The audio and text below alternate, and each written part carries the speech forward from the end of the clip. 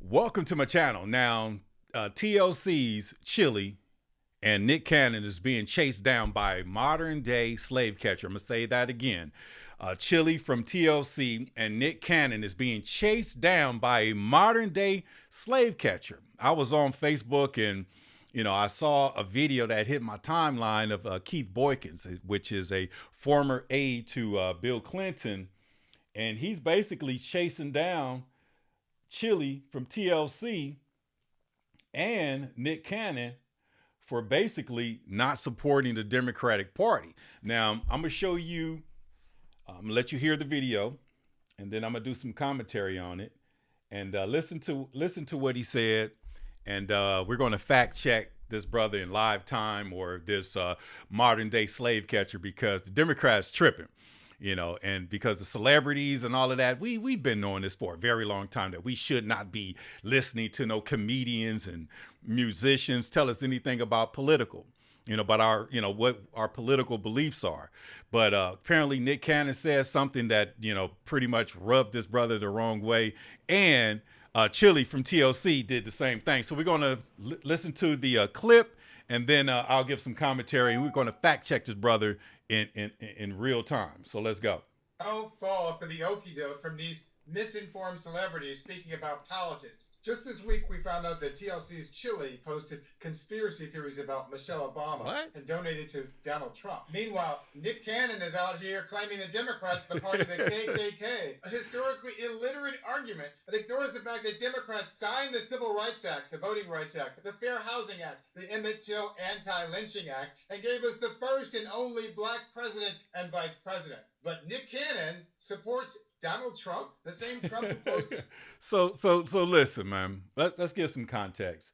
So I let you hear it, okay? And if you're seeing the clip, go to my timeline. The entire clip should be there, or the portion that you're looking for. But we're going to break this thing down, because this modern day slave catcher, he's a lifer with the Democratic Party. I went viral last week with "The Devil is a Democrat," and he's a Democrat. So you got the slaves protecting the party of slavery. Nick Cannon was actually right. So we're going to, like I said, I'm going to give you the receipts. So let me go one by one, and we're going to break it down. Listen. Please don't fall for the okie doke from these misinformed celebrities. Okay, please don't fall for the okie doke with these misinformed celebrities. Do you remember? So don't listen to Cardi B. Don't listen to Megan Thee Stallion. Don't listen to J-Lo. Don't listen to D.L. Hughley, a comedian. And don't listen to Ricky Smiley, a comedian as well. And I could go on and on and on. So basically the brother's saying, don't listen to these entertainers, because they, don't know what they're talking about. But like I said, he's playing sides. So what else does he have to say? Speaking about politics. Just this week, we found out that TLC's Chilli posted conspiracy theories about Michelle Obama. Okay. So TLC's Chilli posted conspiracy theories about Michelle Obama. Why didn't he say that she posted a lie about Michelle Obama? So the conspiracy theory is, and you could blame TMZ, because they blew it out of proportion. But basically, Chilli from TLC shared a post, and it says Michelle Obama registered to vote as a man in 1994, according to the Illinois State Board of Elections. Is it true or not? He said it's a conspiracy theory, but if it was a lie, let it be a lie. So apparently it's fact, because theories turn into theorems. So it is a theorem that she registered to vote as a man. And I would change my tone if the Obamas come out and have these true and real conversations. But anytime that I have look at any of her podcasts, she's talking to transgenders, and she's interviewing trans kids, and she's talking about, she understands as a black man. And then Obama's talking to, my Michael and I, and, now they saying he's Barry and she's Michael, and they calling her Big Mike. But somehow, some way, they're conspiracy theories. But if it was a bald-faced lie, why is it still allowed to be on the internet? Let that sink in. Let that sink in. So these celebrities are literally starting to wake up and starting to realize that we've been hoodwinked, bamboozled, led astray. That's why we're running amok. So like I said, I'm a nonpartisan independent. I'm classified as a an ambassador for the Federalist movement, meaning, the church and state, not church and state, but the federal government and state rights. So state rights and the federal government, the states are responsible for the Civil War because the Democrats wanted to preserve slavery.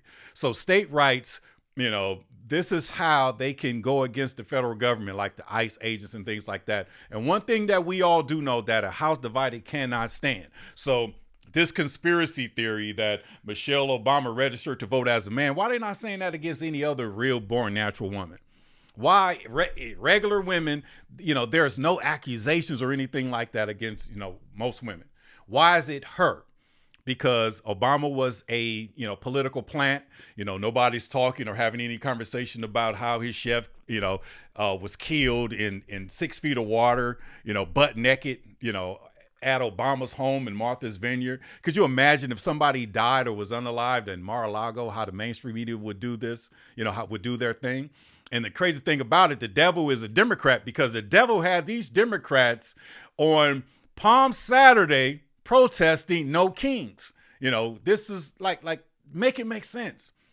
Make it make sense. On Palm Saturday, instead of enjoying your day of rest, instead of relaxing and chilling, they had all of these Americans, so-called Americans, out there protesting, whatever they're protesting. Because like I said, the Trump administration is cutting checks for the TSA workers. The Democrats are going, lying. And we know that they could lie because of Obama when he signed the Smith-Mundt Act of 2012, which went into law in 2013.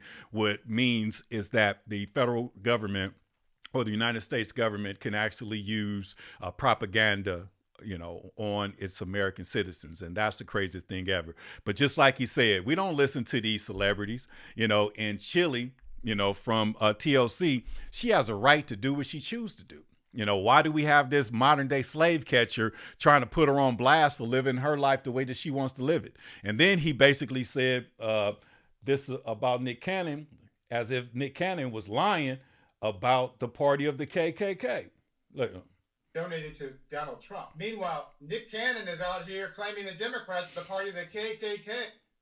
He said claiming the party of the KKK, in which it is. It is the party of the KKK. That's a fact. A historically illiterate argument that ignores an historical illiterate argument. The fact that Democrats signed the Civil Rights Act. Okay, he's right. The Democrats did sign the Civil Rights Act, but just like Dave Chappelle said, the Democrats, what they do, they leave out key pieces of information. So let me give you some facts real quick about the Civil Rights Acts of 1964. The Civil Rights Acts of 1964 passed with bipartisan support, but the voting breakdown shows a clear difference between Republicans and Democrats, especially because many Southern Democrats opposed it. Many Southern Democrats opposed it. Okay, here's the breakdown. Here's the House Representative vote, final pass on February 10th of 1964. Republicans, 136 Republicans voted yes, 35 voted no, which is 80% Republican support on the bill. Democrats, 153 voted yes, 91 Democrats voted no, at a 63%. So think about this. Yes, they signed the Civil Rights Act, but Lyndon B. Johnson's on record saying, I'll have those niggas voting Democratic for the next 200 years. But the facts remains that 80% of Republicans supported the bill with just 63 support from the Democratic Party. Make it make sense.